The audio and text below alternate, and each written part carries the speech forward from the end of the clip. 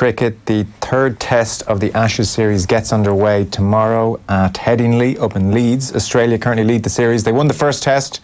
Second test was drawn. A lack of light probably saved Australia is the general consensus. And third test gets underway tomorrow. We're joined by former England international Angus Fraser. You there, Angus? Hello, we got you? Hello, good evening. There you are. Sorry, problem with the line. Now you're back. And we have cricket journalist Nick Royle there as well. Hi, Nick. Hi, Joe. How are you? Great, yeah. Thanks for joining us. A few different things we want to talk to. Angus, you might just sum up what you've made of the series thus far. It's been fascinating. I think it's swung, hasn't it? A lot of people fancied England before the first Test match, and Australia came through that well. England wrongly picking Anderson, and that was costly in the way that he didn't get through the Test match. And Australia, on the back of Steve Smith, won it, and people were fearing the worst, but almost there has been a real shift with the introduction of Jofra Archer and the impact he's made, and England left the second Test match at Lord's really, I suppose, on an up and feeling that they grabbed some sort of momentum. So, it's wonderfully poised, and I think we're all looking forward to see what happens tomorrow morning up in Leeds. Yeah, what about you, Nick? Australia will retain the Ashes if they manage to win the third Test, obviously.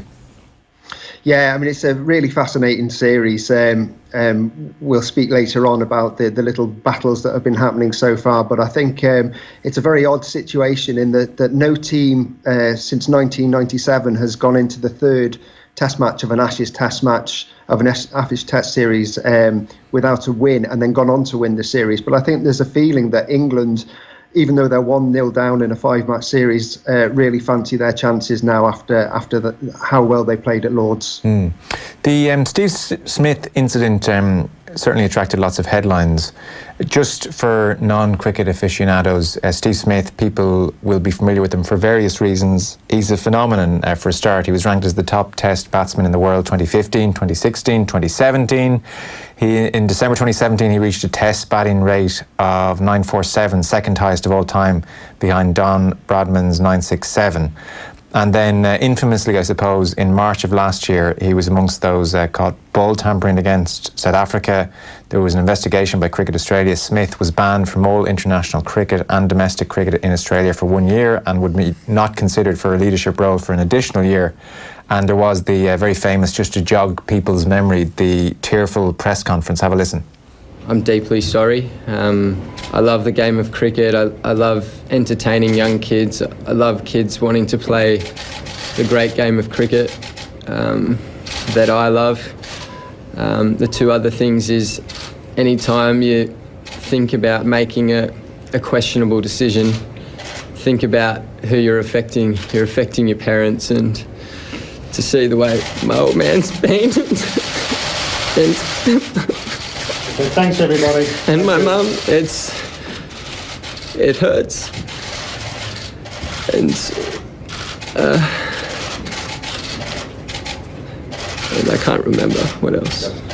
But it's, I just want to say I'm sorry and for the pain that I've, I guess, brought to Australia and the fans and the public. It's devastating, and I'm truly sorry. So, Nick, that was a low point, to say the least. He's back and playing very well. And then this incident cropped up. He was hit in the neck by a 92-mile-an-hour bouncer from Jofra Archer. Talk us through this. Well, I mean, that was perhaps Jofra Archer's slower ball, because, I mean, he bowled up to 96 miles an hour during the Test match. But it was an intriguing passage of play because, as you say, Smith is the best batsman in the world. Arguably, Jofra Archer is the fastest bowler in the world. And this little mini battle that went on was some of the most riveting cricket I've seen for many a year. Initially, Archer bowled a delivery that hits Smith on the arm, and Smith wasn't wearing an arm guard. And it looked there were fears that Smith had broken his arm. And then Archer bowled one that hit him on the glove, and then finally, in an absolutely unbelievable spell of fast bowling, he then hit him on the neck as Smith was taking evasive action. The ball was just too quick for him. And I think everybody's thoughts turned back to November 2014 and the death of the Australia batsman Phillip Hughes. Now, to remind your listeners, Phillip Hughes was hit on the neck playing a Sheffield Shield match for South Australia against New South Wales. He was hit close to the region where Smith was, but actually towards the back of his neck. What happened was the artery, it basically hit the artery on the back of the neck, and 2 days later he died. Now, there was an absolute silence at Lord's when this happened, because you have to remember that many members of the Australian squad were on the pitch that day at Sydney when Phillip Hughes was hit by that bouncer. Travis Head, Brad Haddon, who's part of the coaching staff, David Warner, Nathan Lyon, Mitchell Stark as well. So there were people in that dressing room who were there, and there was absolute silence really on the ground as the physio and the doctor came out to see him, and there were real worries about what happened. I was actually watching, I wasn't at the ground, but I was watching it on television, and the Sky commentators went silent. The Sky director didn't show a replay of it. I mean, everyone's thoughts in cricket returned to what happened to Phillip Hughes. It was a shocking moment, actually. He was checked out and thankfully was okay, and then passed fit to go back out. So various brain injury charities like Headway have said this was incredibly dangerous and just not the appropriate thing to happen. But he was checked and sent back out, and he has since been ruled out of the third test, not surprisingly, because he, despite passing that initial concussion test, he's not okay to partake in the third test. What struck me, Angus, is very striking, is that after Phillip Hughes' tragic passing, that prompted the introduction of stem guards, additional neck protection that clips onto the helmet. And Smith doesn't wear that guard because he found it uncomfortable, he said, and claustrophobic, but he said he can reconsider now. I'm kind of amazed they're not mandatory. Well, I don't know whether helmets are still mandatory. If a batsman went out there and wanted to bat without a helmet on, he could do. Certainly against spin bowling, and the wicketkeeper doesn't always have to wear a helmet, and he could be sort of in the line of passage as such. So, yeah, I mean, Phil Hughes was the first signing that I made at Middlesex when I returned there. So it was a very poignant, well, not poignant, but a very sort of sad, unbelievably sad moment in our club's history as well. So these things are available. I mean, again, players didn't used to wear grills because they thought it affected their vision, and it's only when bad accidents happen that I suppose the safety requirements or the sort of design of helmets and the acceptability of what you need to wear to protect yourself is taken into consideration. So it's an awkward one. I mean, he could have broken his arm. Does he need to have to wear a arm guard? He could get hit in that nasty region for men. Where could there be greater protection there? I mean, sport is dangerous, full stop. I mean, all sports have. I mean, Jonah Lumo could run at you when he was in his pomp. Could be running at a sort of quite smallish winger. Is he going to slow down? Is he going to worry about the consequences of sort of trampling through that winger? Well, no, he's what? Is the winger going to then wear all this sort of protective gear that makes him look like an American footballer? It's always a battle. I think even with gloves for a batsman, you could design a pair of cricket gloves that would protect every finger and stop them breaking. But the trouble is, a batsman would then worry about being caught in gully and at cover point and things like that when he's hit, because they're too spongy. So players are always looking at sort of one, something that's there, but two, that it's not sort of affecting their ability to perform on the big stage. Yeah, I certainly accept that point. I would, though, have the thought that, well, a broken arm or broken fingers aren't going to cost you your life. And in light of what happened to Phillip Hughes, and given that Steve Smith can count himself lucky in a sense, it's not a million miles away from the region that resulted in the death of Phillip Hughes. I'm just a bit surprised actually there hasn't been talk about re-examining this and making it mandatory, but that hasn't happened. No, it hasn't, and whilst I'm not belittling, I mean, there's been one incident, hasn't there? And Phillip Hughes is an incredibly unlucky person to be on the wrong end of that sort of delivery. But does that mean that everything has to change? I mean, I'm quite happy for them to be mandatory. So sure. I'm being slightly devil's advocate here. Sure. But equally, you can be caught in the wrong place at the wrong moment, and something happens. Does that mean that everything has to change around you? I think players know the risks. Players are aware of the risks. And yeah, of course, no one wants to go out there and get seriously injured. Yeah. If I could come in on if I could come in on that point, I mean, just when the inquest took place into Phillip Hughes' death, the coroner, Michael Barnes, specifically said that his death would not have been protected by a stem guard because, of course, his neck had turned all the way round. Right. So as Angus says, these things aren't 100%. You're just trying to minimise the risk, but you can't eliminate all the risk. Okay, fair point. I was reading, Nick, I don't know, were you there? And Angus, were you there as well, that there was booing of Smith as well after the incident happened? Is that right, or have I misinterpreted that? Because the Australian Prime Minister came out and said that the booing of Smith was ludicrous. When was he being booed?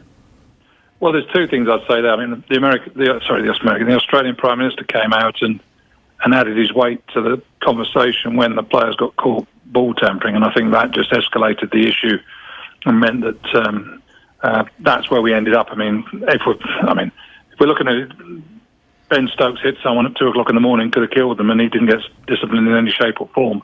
He's now a World Cup hero and an England vice captain.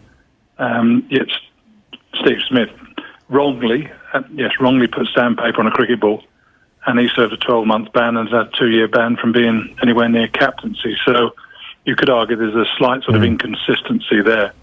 There was booing, and I was stood in the Warner stand when it happened, and some of them were near me, and I nearly went up to a couple of MCC members and said, "Are you for real, mate?" Yeah. When they were sort of almost taking joy from the fact that Smith had been felled as he was in the middle, because this thing's got completely out of hand. Yes, they were wrong. People just seem to be pushing and trying to make these blokes feel as sort of worthless as they could possibly be. When they've erred, yes, they've made mistakes. They shouldn't have done it. They've cheated on a cricket field, or they've been part of that act as such. But come on, we've got to be bigger and better than that and move on and let players perform, and then respect them for what they do, because Steve Smith is a magnificent batsman. Especially given what happened to Phillip Hughes, when you go over and say to those people booing him in that moment, "Here, cop yourself on," do they suddenly catch themselves and realise how ludicrous it is? Oh no, but they're big, they're manly, aren't they? They're sort of showing off in front of their mates, and it all looks good. But none of them, if you ask any of them to go out there and get anywhere close to facing Jofra Archer, they'd bottle out completely, because they've got no idea about what it takes to stand out there in front of 30,000 people, in front of someone with the skill and the ability and the pace of Jofra Archer.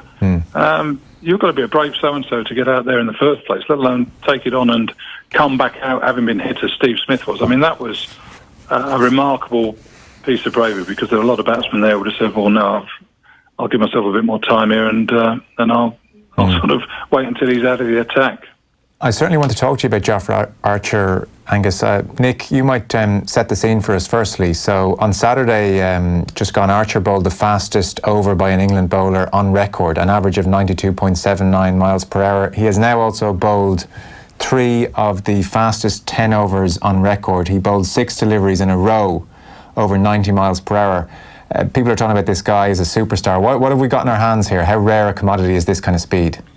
Well, I mean, Gus played in a different era where bowlers who were bowling 95 miles an hour were 10 a penny. But actually, cricket's one of the few sports where the standards almost seem to have gone down. In athletics, people are running quicker than they did 30 years ago. In football and GAA and hurling, they're running more and quicker paces than 30 years ago. But cricket bowlers aren't as fast as they are 30 years ago. I mean, if we go back to 1986 and the England team that travelled to the West Indies, where they faced a 4-strong pace attack of Michael Holding, Malcolm Marshall, Patrick Patterson and Joel Garner, and all these guys, Patterson could easily bowl 95, even up to 100 miles an hour. But we haven't seen anyone as fast as that, I don't think, for many a time. I mean, some would argue maybe, Brett Lee would have hit those heights. I'm kind of interested, actually, with just what Angus was saying there about talking about MCC members facing Jofra Archer, because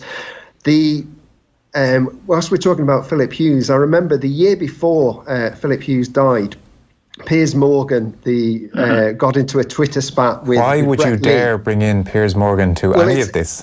Well, it's kind of interesting, because people think that they can face fast bowling, and Piers Morgan was complaining about the England team for not manning up to face Mitchell Johnson. Of course he was. And what happened was that Channel 9 in Australia invited Brett Lee to bowl an over at full pace at Piers Morgan. Now the result is on YouTube and on the internet, and I urge your listeners to go and have a look at it. But that he knocked it out for 6, I presume, did he?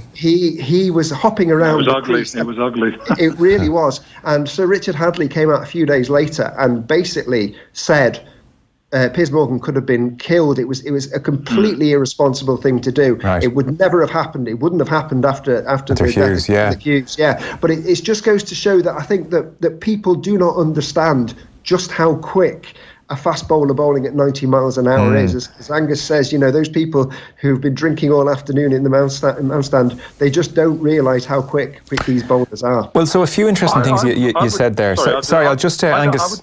I just want to make the point to people, because they might think when we're saying a fast bowler that we're just talking, because I wouldn't be a cricket aficionado by any means. Like, when we say fast, that sounds like kind of vague, like, the way someone's fast at running. So it's a more specific term than that. If you're a fast bowler, it means you're hitting over 88 miles per hour. Fast medium is 81 to 88, and medium fast is 75 to 80 miles per hour, and medium is 62 to 74. And feel free to come back in, Angus. I was reading, by the way, that the time it takes from ball to go from hand to bat when it's a fast bowler is 0.4 of a second. So that's about the time it takes you to blink. So if you can imagine dealing with that, that's kind of an insight for people. It is, and the reactions of batsmen are incredible to sort of the judgments they make within the first yard that the ball is out of the bowler's hand. Is incredible. And it's almost, you train yourself to be instinctive, so you see something, you react. You can't sort of say, well, it's a full ball, so I put my left foot there, I get my elbow up, and I drive it through extra cover. You're just training your body to react. And I can hear what was being said there, but I don't think there's probably been a faster spell of bowling at Lords in the history of the game than Jofra Archer. And that's not me getting carried away, because whilst there were great fast bowlers around in previous decades, I think the average pace of the bowlers has gone up. Right. Bowlers are fitter, they're stronger. Yes, they might not be as, you could argue with the skill levels, but the average pace of a county cricket bowler is now higher than it was, I would say, in the 80s or 90s. Yes, you did have a Malcolm Marshall playing for Hampshire, but you also had a Tim Turner and a Cardigan Connor, who were medium, sort of 70, 75 mile an hour bowlers. So the average pace of bowling has gone up. And I say, batsmen now, they hit the ball further. Their reactions are better. They're better attuned to playing it. So when batsmen are struggling now, I suggest that cricket has moved forward like other sports. And there's a slightly rose-tinted view of the 80s and the West Indies.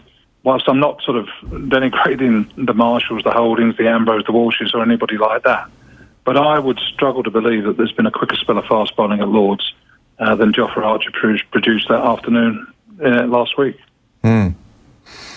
Yeah, because I was reading a few pieces which suggested that Jofra Archer was more in keeping with people 10, 20, 30 years ago, that it hasn't been just a straight line of improvement at the elite level. I take what you're saying about club level, that the general standard, the average has improved, but there is a plateau at the top. So people might assume from the outside that just at the very elite level, it's getting faster and faster and faster, progressively in a very straight line.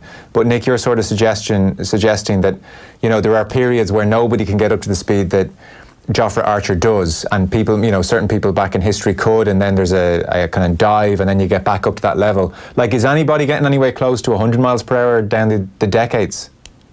I mean, players have. Shoaib Akhtar of Pakistan, his Twitter handle is Shoaib Akhtar 100 miles per hour.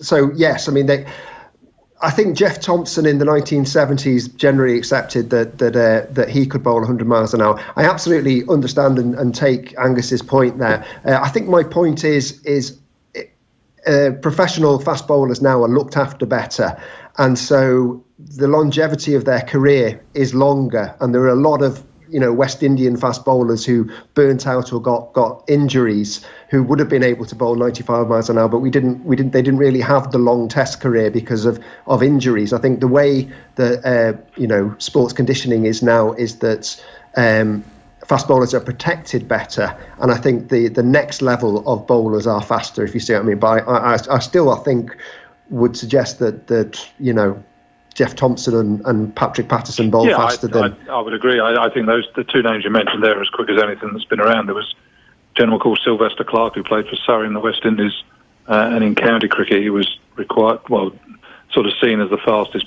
bowler that many of us had faced. So I think there were exceptions, but I do... Again, people sort of after doing the speeches, like Van Holder was 90 miles an hour. Well, no, he wasn't. He was 80, nice. Probably. I mean, but so there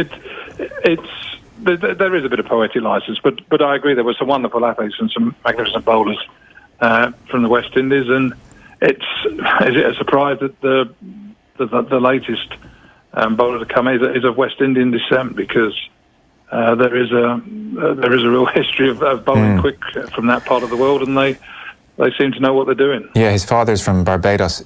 Angus, what were you in your day? And all fast, medium, fast? I think my quickest start had been 85. Okay. Most of my career, probably towards the back end after an injury, I'd have been 80, 82.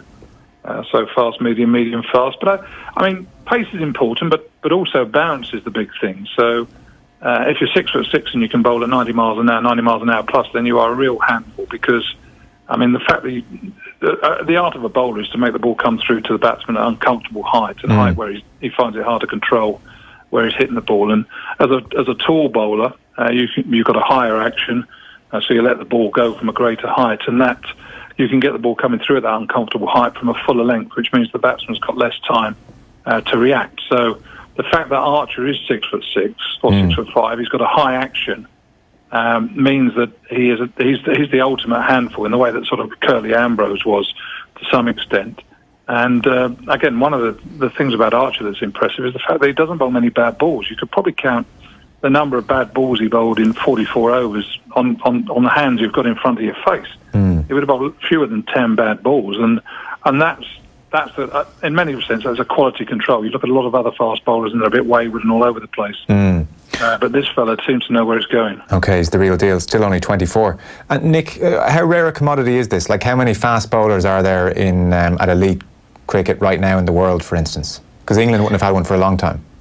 No, not at that pace. But, we're talking about players like Stuart Broad can hit 85 miles an hour. Chris Wokes, who bowled out Ireland on a morning in the Lord's Test match just recently, he's hitting 82 miles an hour. But it's as Angus says, we can overestimate just how what pace can do to a batsman. I mean, obviously we're talking about this wonderful battle between Smith and Archer. Yeah. But we came from a Test match where Tim Murtagh, who Gus has worked with for many years, bowling 75 miles an hour, bowled out a very good Test team in a morning for 80 odd. So we can overestimate just how important it is in terms of taking wickets. Actually, while I have Gus on the phone, I might ask him a question in terms of his Middlesex Director of Cricket hat. From an Ireland point of view, Mark Adair has just been handed a central contract today by Cricket Ireland, and I suspect that means that one of the other Irish players has retired. So I just want to check: has Tim Murtagh announced was thinking of announcing his international retirement? Because I know he was at the Lord's Test match, and I know he was in chats with Richard Holdsworth, the High Performance Director of Cricket Ireland.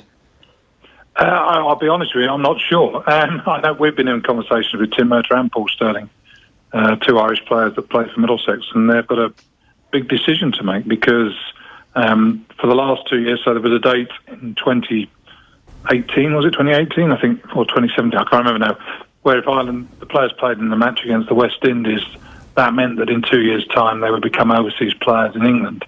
And both Paul and Tim did that. That means that in 2020, to play in county cricket and to carry on playing for Ireland, they would have to be overseas players. They could get around that by retiring and becoming a sort of a local player on, well, everybody calls it the coal pack, but they would become local players because they're British citizens, Paul being from Northern Ireland and obviously Tim being from London. But I haven't heard that yet. I might sort of have a conversation. Tim's just been playing down in Sussex for Middlesex for the last 3 days, so I haven't seen him.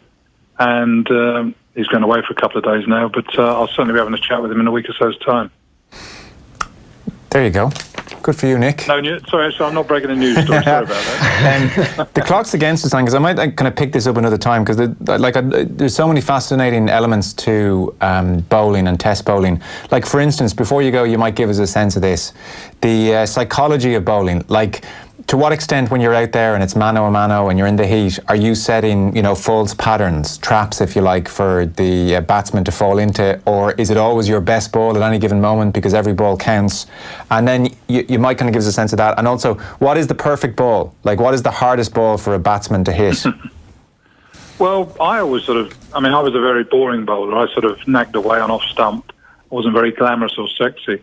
So I used to try and bowl the same ball 99 times out of 100, which I thought was my best ball, which was if you're bowling a ball in the early 80s on off stump, just outside off stump, hits the seam, it goes one way or the other. It doesn't matter whether you're Don Bradman or Steve Smith, you're going to struggle to play. So why err from that, really? But watching the likes of myself bowl all day, it wouldn't be very entertaining for a lot of the crowd. So you need a varied attack. You've got bowlers with different methods. Some they're going to take more risks, take a few gambles, and on some days they'll come off. And I think that's one of the beauties of a game is that you need your steady eddies and you need your glamorous players that will produce something unexpected every now and then. And it's the same in any sport. And regarding, like, if what's the equivalent of a penalty into the top corner rifled in its speed? A leg cutter. Ball pitches on off stump leaves. Well, my perfect delivery was ball pitched on off stump, just sort of a length, on a good length. Batsman pushes as it edges it to second slip, catch is taken. Thank you very much. Sounds easy. It looked easy when you're lying in your bed at night, but trying to produce it the next day was difficult. No doubt. Listen, we might pick it up again sometime. Enjoy the rest of the series. Angus Fraser, thanks so much, and cricket journalist Nick Royle as well. Thank you, Nick. Cheers, fellas.